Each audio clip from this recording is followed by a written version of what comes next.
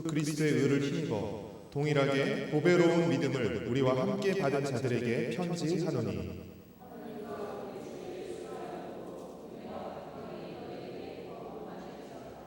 그의 신비한 능력으로 생명과 경건에 속한 모든 것을 우리에게 주셨으니 이는 자기의 영광과 덕으로서 우리를 부르신 이를 알므로 말미암음이라.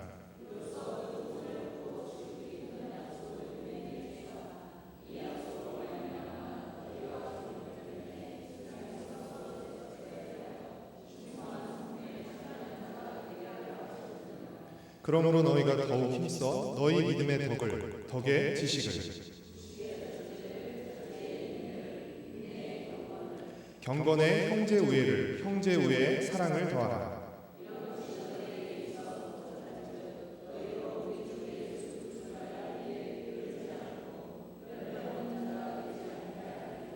이런 것이 없는 자는 맹인이라 멀리 보지 못하고 그의 옛 죄가 깨끗하게 된 것을 잊었느니라.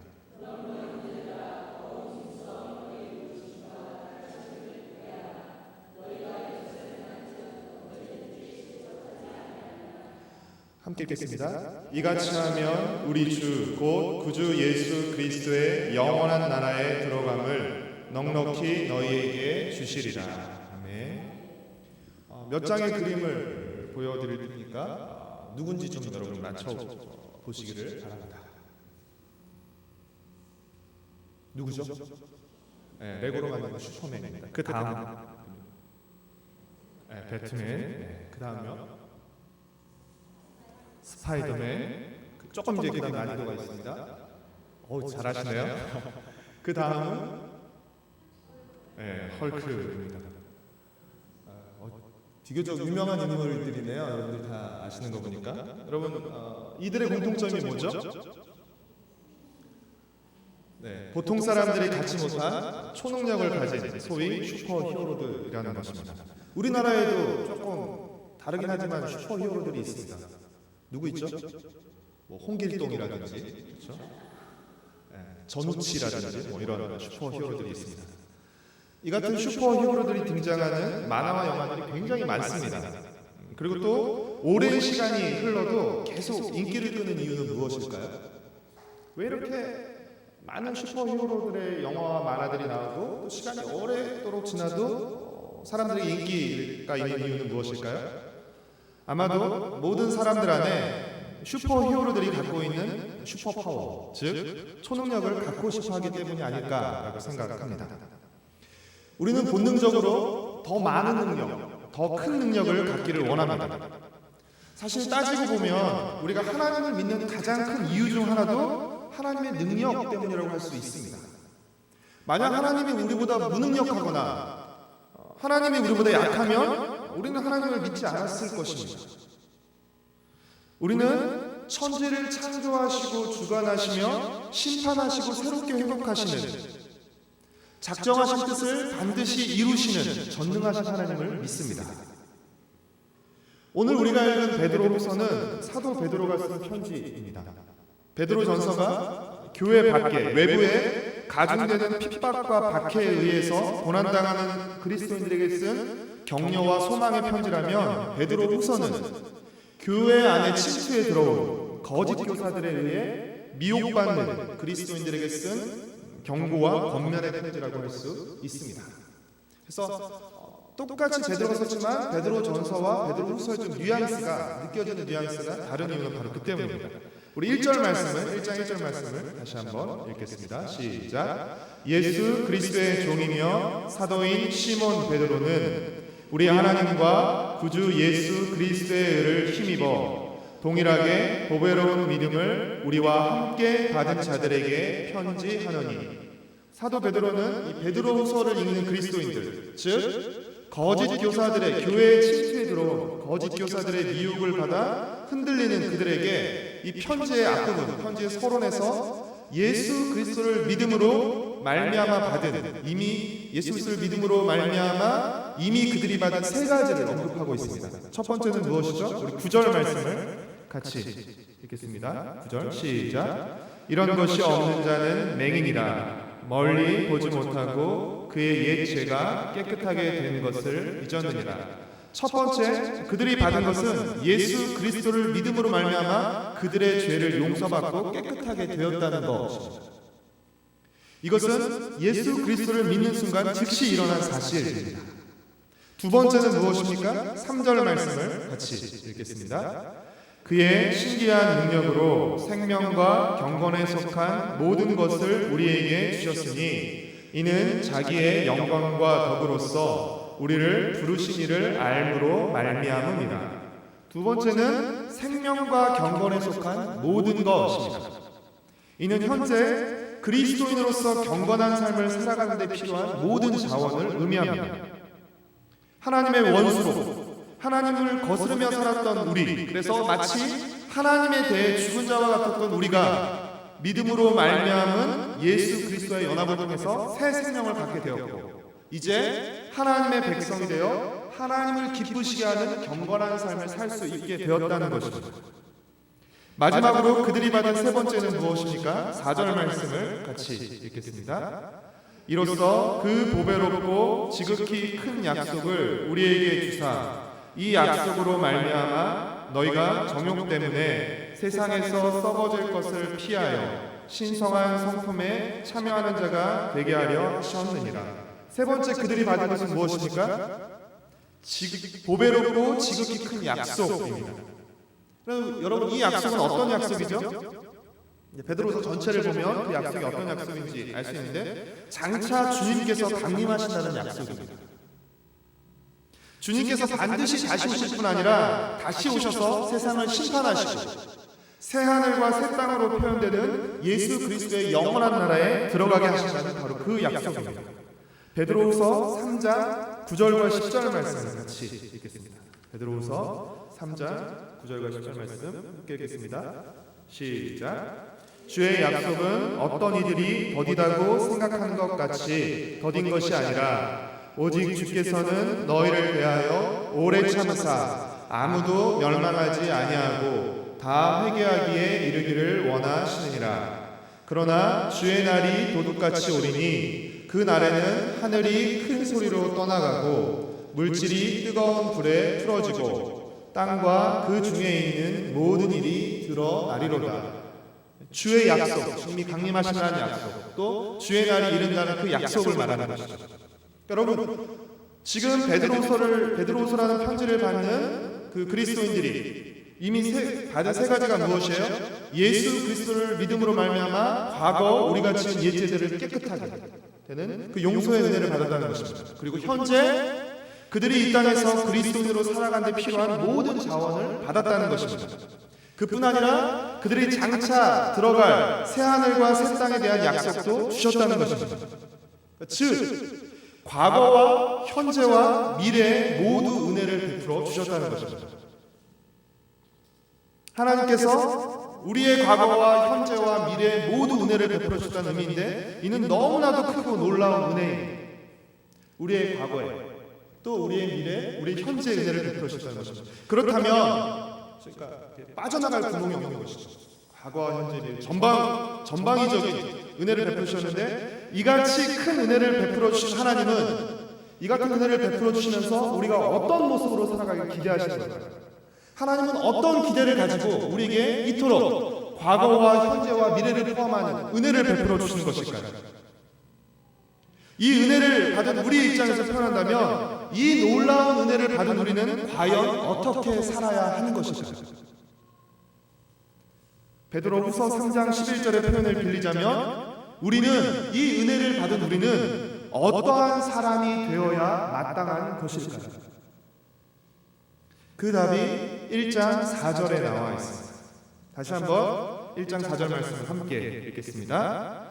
이로써 그 보배롭고 지극히 큰 약속을 우리에게 주사 이 약속으로 말미암아 너희가 정욕 때문에 세상에서 썩어질 것을 피하여 신성한 성품에 참여하는 자가 되게 하려 하셨느니라. 바로 신성한 성품에 참여하는 사람이 되는 것입니다. 여기서 신성한 성품은 하나님의 성품이라고 할 수 있으며, 하나님의 성품에 참여한다는 것은 하나님의 성품을 닮아가는 경건하고 닮아가면서 경건하고 거룩하게 살아가는 것을 의미하는 것입니다. 하나님의 성품에 참여한다는 것은 다르게 표현하면 하나님의 형상을 회복하는 것이라고 할 수 있습니다. 5절부터 7절까지는 이 신성한 성품의 구체적인 덕목 8가지가 나오고 있습니다. 5절부터 7절까지 말씀을 함께 읽겠습니다. 그러므로 너희가 더욱 힘써 너희 믿음의 덕을, 덕의 지식을, 지식의 절제를, 절제의 인내를, 인내의 경건을, 경건의 형제의회를, 형제의회의 사랑을 더하라.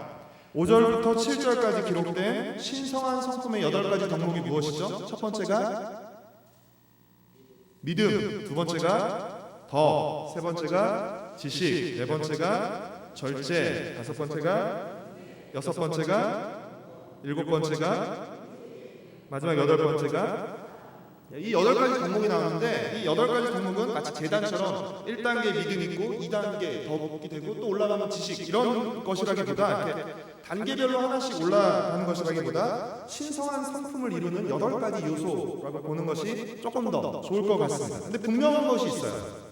그 시작이 무엇이죠? 신성한 성품의 시작이 무엇입니까?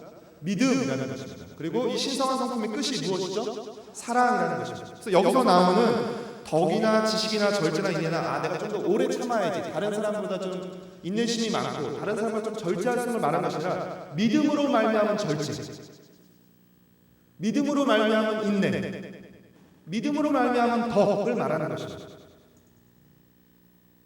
신성한 성품, 하나님의 성품은 그래서 무엇이 없이는 가질 수 없어요? 믿음이 없이는 가질 수 없습니다. 그리고 반드시 어떤 모습으로 나타나게 되죠? 사랑의 모습으로 나타나게 되는 것입니다. 그리고 그 안에 덕과 지식과 절제와 인내와 경건과 형제의회가 함께 포함되는 것입니다. 하나님께서 우리로 하여금 하나님의 성품에 참여하는 거룩한 사람이 되게 하시려고 예수 그리스도를 통해서 우리의 과거와 현재와 미래의 은혜를 베푸셨습니다. 그런데 하나님께서 우리를 하나님의 성품에 참여하는 사람이 되게 하시기 위해서 우리에게 이토록 놀라운 은혜를 베푸셨다고 해서 저절로 우리가 가만히 있으면 하나님의 성품을 닮은 경건하고 거룩한 사람이 되는 것은 아닙니다. 우리로 하여금 하나님의 성품에 참여하는 사람이 되도록 하기 위해서 이 은혜를 베풀어 주셨지만 그 사람이 되기 위해서는 또한 무엇이 필요한 것이에요? 우리의 힘씀과 부지런함과 굳게 하는 노력과 열심이 필요한 것입니다.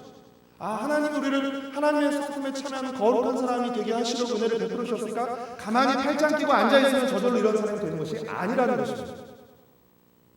10절 말씀을 같이 한번 읽어볼까요? 1장 10절 말씀 함께 읽겠습니다. 시작. 그러므로 형제들아 더욱 힘써 너희 부르심과 택하심을 굳게 하라. 너희가 이것을 행한즉 언제든지 실족하지 아니하리라. 신성한 성품의 8가지 덕목이 시작되는 5절에도 앞부분에 어떻게 시작하고 있죠? 그러므로 너희가 더욱 힘써 라고 말하고 있죠. 하나님의 부르심과 택하심의 그 이유나 조건이 우리에게 있지 않습니다. 그렇죠? 그러니까 우리가 뭘 잘해서 뛰어나서 착해서 남달라서 하나님께서 우리를 부르시고 선택하신 것이 아니에요. 하나님의 부르심과 택하심의 조건과 이유가 우리에게 있지 않기 때문에 하나님의 부르심과 택하심을 받았다는 사실은 정말이지 놀라운 은혜입니다. 그러니까 이유나 조건이 나에게 없는데 하나님께서 부르시고 선택해 주셨어요. 은혜죠. 이유를 알 수 없는 선택, 바로 은혜이죠. 그러나 정말로 이것은 은혜이며 감사한 일입니다. 그러나 정말로 우리가 이 부르심과 택하심을 믿고 감사한다면, 이 부르심과 택하심이 하나님의 놀라운 은혜임을 믿고 감사한다면 우리는 어떻게 하는 것이, 어떻게 사는 것이 마땅한 것일까요? 나는 이제 하나님의 부르심과 택하심을 받았어. 그러니까 나는 다 된 거야. 난 천국을 약속받았어. 다 된 거야. 라고 하면서 막 사는 것, 이것이 하나님의 부르심과 택하심에 합당한 반응일까요? 그렇지 않습니다. 이 하나님의 이유를 알 수 없는 은혜의 부르심과 택하심의 목적이 무엇이라고요? 하나님의 성품에 참여하는 사람이 되게 하는 것입니다. 그렇다면 이 부르심과 택하심을 받은 우리는 그 택하심의 이유와 목적에 맞게 거룩하게 살아가야 하는 것입니다. 이것이 바로 부르심과 택하심을 굳게 하는 것입니다. 사랑하는 성도 여러분, 하나님의 부르심과 택하심은 참되고 영원합니다. 여기서 약간의 이제 갈등과 또 좀 충돌하는 지점이 있는데, 하나님의 부르심과 택하심은 참되고 영원히 유효합니다. 그러나 우리는 그 하나님의 부르심과 택하심이 어느 선까지 유효한지 마치 간 보듯 하나님을 시험해서는 안 됩니다. 하나님께서 우리를 부르시고 택하셨어요. 그렇죠? 하나님 여기까지 나를 부르시고 택하신 건 맞아요. 마치 간을 보듯, 사람 간을 보듯. 그렇죠? 여기까지 유효해요? 여기까지 유효해요? 이래도 하나님 여전히 그 부르심과 택하심은 유효해요?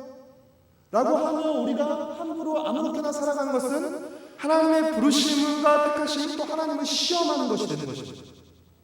정말 우리가 우리를 향한 하나님의 부르심과 택하심을 믿는다면 우리는 어떻게 해야 되는 것이에요? 그것을 믿고 감사하며 그 부르심에 합당하게 사는 것이 마땅한 것입니다. 우리가 하나님의 부르심과 택하심을 굳게 하지 못할 때 어떤 일이 일어나는 것입니까? 거짓 교사들의 교묘한 가르침에 미혹되어서 실족되게 되는 불상사도 일어날 수 있는 것입니다. 하나님의 부르심과 택하심은 참되며 영원하지만 우리가 그것을 굳게 하지 못할 때, 그리고 우리를 속이는 거짓 교사들의 미혹에 넘어갈 때 우리는 그것으로부터 실족되는 불상사가 일어날 수도 있다는 것입니다. 부르심과 택하심은 완벽하지만 나는 받았으니까 끝났다가 아니라는 것입니다. 이 완전한 부르심과 택하심을 우리가 굳게 지켜나가야 한다는 것입니다. 마치 이것은 무엇과 하냐면 불은 좋은 것이에요. 그렇죠? 추위에서 우리를 따뜻하게 해주고 요리를 할 수 있도록 불은 좋은 것입니다. 하지만 우리가 그 불을 가지고 불장난을 치다 보면 어떤 일이 일어납니까? 화재 사고가 일어나는 불상사가 일어날 수도 있는 것이죠. 좋은 것이지만 그것을 잘 사용하지 못하면, 그리고 함부로 사용하게 될 때 그 좋은 것이 오히려 우리에게 해로운 것이 될 수 있다는 것입니다. 하나님의 부르심과 택하심은 시험의 대상이 아니라 신뢰의 대상입니다. 하나님이 나를 부르시고 택하셨습니다. 이것은 우리가 이래도 하나님 나를 부르신 것이에요, 하나님 이래도 나를 선택하신 것이라고 하나님을 시험하는 시험거리가 아니라 하나님이 나를 부르시고 선택하셨어. 신뢰입니다. 하나님의 부르심과 택하심은 게으름과 방탕함의 이유가 아니라 열심과 부지런함의 이유가 되는 것이 마땅한 것입니다. 하나님 나를 부르시고 택하셨으니까 나는 아무렇게나 살아도 돼, 신앙생활 대충 해도 돼, 절대 이룰 수 없어. 우리가 그 부르심과 택하심이 얼마나 놀라운지를 안다면, 그 안에 담긴 하나님의 바람과 계획을 안다면 그렇게 살 수는 없는 것이죠. 8절 말씀 우리 함께 같이 읽어볼까요? 8절 말씀 같이 읽겠습니다. 시작. 이런 것이 너희에게 있어 흡족한즉 너희로 우리 주 예수 그리스도를 알기에 게으르지 않고 열매 없는 자가 되지 않게 하려니와. 우리는 더욱 부지런히 예수 그리스도 알기를 힘써야 됩니다. 여러분, 예수 그리스도를 알기를 더욱 부지런히 힘써야 하는데 그 알면 무엇으로 나타나죠? 삶의 열매로 나타납니다. 열매로 그 나무가 어떤 나무인지를 아는 것처럼 삶을 보면, 사는 모습을 보면 그가 알고 믿고 있는 바를 알 수 있습니다. 여러분, 아무리 뭐라고 해도요, 우리는 믿는 대로 사는 것이죠. 우리가 믿고 있는 바들, 이것이 맞다, 이것이 좋다라고 믿고 있는 바대로 삽니다. 베드로서 2장을 보면 거짓 교사들이 음란하고 방탕하게 산다라고 말하고 있어요. 근데 여러분, 거짓 교사들이 음란하고 방탕하게 사는 이유가 무엇 때문이죠? 베드로서 3장을 보면 그들이 주님의 강림과 심판을 부인하고 믿지 않기 때문입니다. 주님의 강림과 심판을 부인하고 믿지 않기 때문에 그들은 음란하고 방탕하게 사는 것이에요. 그들은 어떻게 알고 어떻게 믿고 있는 것이에요? 주님의 강림은 없다, 주님의 심판은 없다고 믿기 때문에 탐욕과 정욕에 취한 짐승과 같은 삶을 사는 것입니다. 그것이 그들의 안이고 그들의 믿음이기 때문에 그런 것이에요. 베드로서 2장에 보면 이성 없는 짐승이라고 그들을 표현하고 있어요. 하나님도 안 계시고 다시 오심도 없고 심판도 없어요.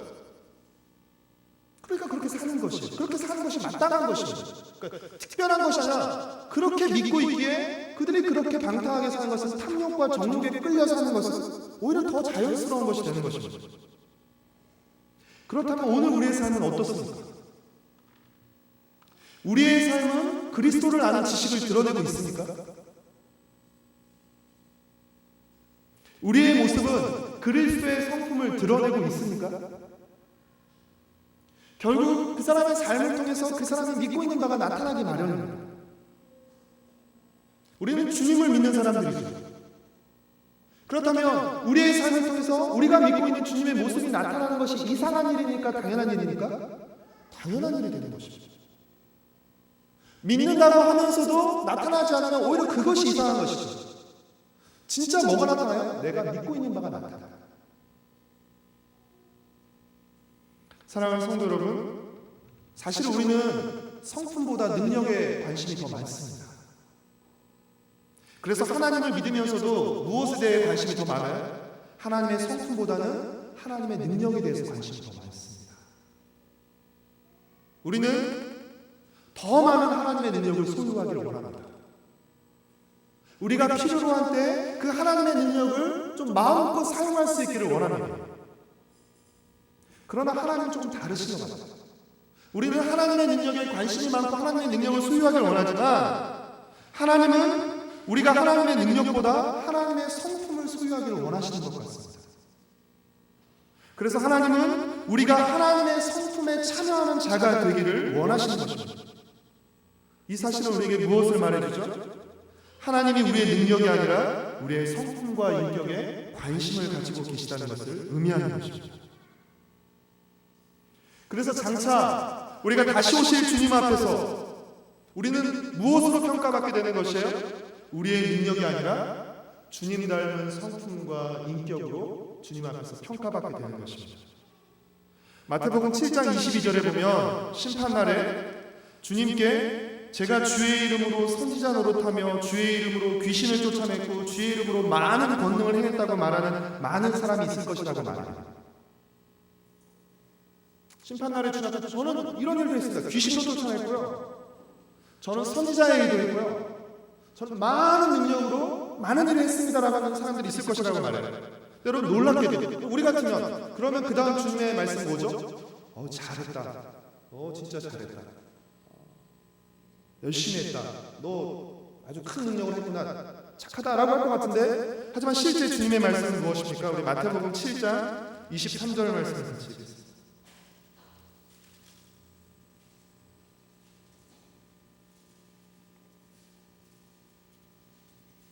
마태복음 7장 23절 말씀 같이 읽겠습니다. 시작. 그때 내가 그들에게 밝히 말하되 내가 너희를 도무지 알지 못하니 불법을 행하는 자들아 내게서 떠나가라 하리라. 22절에 보면 주의 이름으로 선지자 노릇했고 주의 이름으로 귀신을 쫓아냈고 주의 이름으로 많은 권능을 행했다고 하는 사람들에게 주님께서 뭐라고 말씀하셨어요? 나는 너희를 도무지 알지 못한다. 그리고 오히려 불법을 행하는 자들아 라고 말하죠. 신앙생활이 되게 무서운 건 뭐냐면요, 주님과 상관없이도 주님의 일을 할 수 있다는 것이 정말 무서운 사실이에요. 그러니까 주님과 상관없이도 주님을 닮지 않으면서도 얼마든지 교회 봉사를 할 수 있다는 것입니다. 여러분, 주님을 알지 못했다는 것은 주님을 닮지 못했다라고 할 수 있는 것입니다. 주님으로 일하는 것이 가치 없다는 것이 아니라 중요한 것은 우리가 주님을 위해 얼마나 유능하게 일을 했느냐가 아니라 주님께서 우리 안에 얼마나 많은 일을 하게 하셨느냐. 다시 말해서 우리가 얼마나 주님 닮은 모습으로 주님 앞에 서느냐가 더 중요하다는 것입니다. 갈라디아서 5장 22절과 23절을 보면 성령의 9가지 열매가 나옵니다. 여러분, 이 9가지 열매가 모두 무엇과 관련된 것이에요? 능력이 아니라 성품과 관련된 것입니다. 능력이 아니라 인격과 관련된 것이죠. 성령 충만하면, 성령의 열매가 나타나면 우리는 뭘 기대하죠? 예언도 하고 막 신유도 하고, 그렇죠? 이렇게 굉장히 신기하고 놀라운 능력을 하는데 실제 성령의 열매는 무엇이에요? 갈라디아서 5장 22절과 23절 말씀을 같이 읽겠습니다.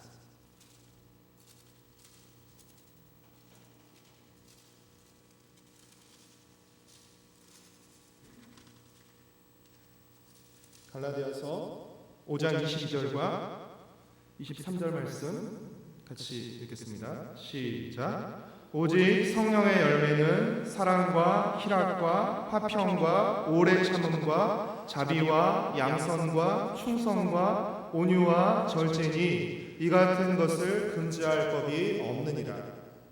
성령의 열매는 우리의 성품과 인격에 관한 것입니다.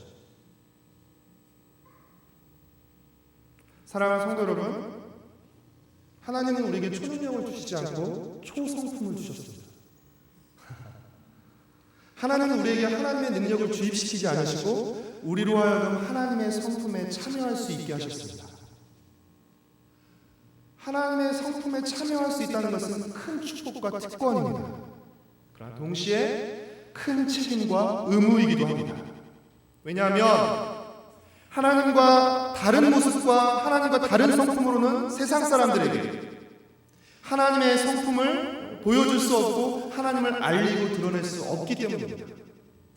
우리가 세상 사람들과 똑같이 세상에 썩어질 정욕을 따라 살아가면서 하나님에 대해 말할 수 있어요? 하나님의 모습에, 우리가 믿는 하나님의 모습과 성품에 대해서 말할 수 있겠습니까? 없습니다. 세상에 썩어질 정욕을 따라 살아가는 모습들, 사람들과 다른 모습으로 하나님 닮은 거룩한 모습으로 살아갈 때 우리는 그 다름을 통해서 하나님의 다름과 거룩함과 하나님의 성품을 드러낼 수 있는 것입니다. 하나님이 우리에게 기대하시는 것은 무엇이에요? 성경을 읽으면 읽을수록 계속 확인하게 되는 것은 하나님이 우리에게 기대하시는 것은 세상에 믿지 않는 사람들보다 우리가 더 강해지고 부해지는 것이 아닙니다. 하나님이 우리에게 기대하시는 것은 세상에 믿지 않는 사람들보다 더 경건해지고 거룩해지는 것입니다. 왜요? 우리가 믿는 하나님이 거룩하신 분이시기 때문에. 왜요? 이 세상이 영원하지 않고 주님의 다시 오심과 심판이 있기 때문에 그렇습니다. 우리는 이 세상에 썩어진 세상에 영원히 사는 사람들이 아니라 새 하늘과 새 땅을 약속받은 사람들이기 때문이라는 것입니다.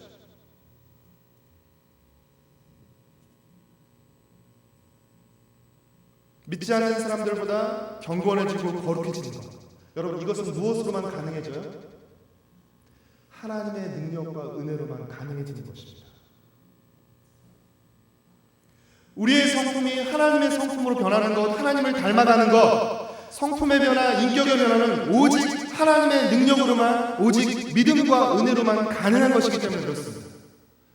여러분, 세상의 돈과 조건을 많이 가지고 있다고 해서 그 사람의 성품이 바뀌어요? 아니요, 그렇지 않은 것 같아요. 뉴스나 모든 걸 보면 세상의 조건이, 세상의 부유함이 그 사람의 성품을 바꿔놓지 못해요. 세상의 것들이 그 사람의 인격을 바꾸지 못합니다. 오직 무엇만 바꿀 수 있어요? 하나님의 능력과 은혜만이 그 사람의 성품과 인격을 변화시킬 수 있는 것이죠. 사실 따지고 보면 하나님만큼 능력이 가장 크고 강하신 분이 없으시죠. 근데 하나님은 어떻게 우리를 무릎 꿇리게 하십니까? 하나님의 능력으로 우리를 겁줘서 무릎 꿇게 하시는 것이 아니잖아요. 하나님은 사랑으로 우리의 마음을 여시는 것이잖아요. 하나님께서는 능력이 아니라 사랑으로 우리의 마음을 여셨는데 그 사랑을 받고 하나님의 문을 연 우리는 어떤 마음을 갖고 있어요? 세상 사람들을 향해서 사랑이 아닌 능력으로 자꾸 그들의 마음을 열려고 하고 부수려고 하고 이렇게 막 무릎 꿇리게 하려는 그런 막 욕망들이죠. 말하면 바로 믿고 와야지. 그렇죠? 내가 애써서 전도하는데, 그렇죠? 내가 아쉬운 소리 하면 전도하는데 꼭 알아서 나조차 그런 것도 아니고 그런 마음도 우리 안에 있습니다. 뭔가 능력으로, 더 강한 능력으로, 더 많이 가진 것으로 그 사람을 제압해서 그 사람을 주님 앞으로 끌고 오고 싶은 마음이 우리 안에 있는 것이죠. 여러분, 진정한 능력은 무엇이에요? 사랑입니다. 사랑. 능력의 최절정에 이르면 그것이 사랑입니다. 결국 오직 하나님의 은혜와 믿음으로만 우리의 성품과 인격이 변화됩니다. 그러하게 하나님은 우리의 성품을 변화시키려고 하시는 것이고 하나님의 성품에 우리를 참여시키기를 원하시는 것입니다. 사랑하는 성도 여러분, 하나님은 은혜의 부르심과 택하심으로 우리의 과거와 미래는 물론 현재에도 생명과 경건에 필요한 모든 자원을 허락하셨습니다. 그리고 우리에게 가장 아름답고 영원한 하나님의 성품에 참여하는 영광을 허락하셨습니다. 이는 마치 무엇과 같냐면 가장 복된 목적지를 보장하신 것과 마찬가지예요. 하나님은 우리에게 가장 복된 목적지를 보장해 주셨습니다. 그리고 우리는 가장 복된 목적지를 향해 가는 사람들인 것이에요. 우리에게 허락된 가장 복된 목적지, 틀림없는 약속된 그 복된 목적지를 가는 우리가 자신이 어디로 가는지를 모르는 사람들, 또 가장 비참한 목적지를 향해 가는 사람들의 삶의 모습과 같을 수 있겠습니까? 결코 같을 수 없는 것이죠. 결국 마지막에 가야 다른 목적지에 도달할 때야 누가 맞았고 누구의 말이 맞았는지 어떻게 다른지가 드러나게 될 것이에요. 그때까지는 사실 몰라요. 하지만 그 도달하기 전에 알 수 있는 방법이 무엇이에요? 그 길을 가는 과정에서 나타나는 모습을 통해서 목적지가 다름을, 또 우리가 그 목적지를 약속받았음이 증명되는 것이죠.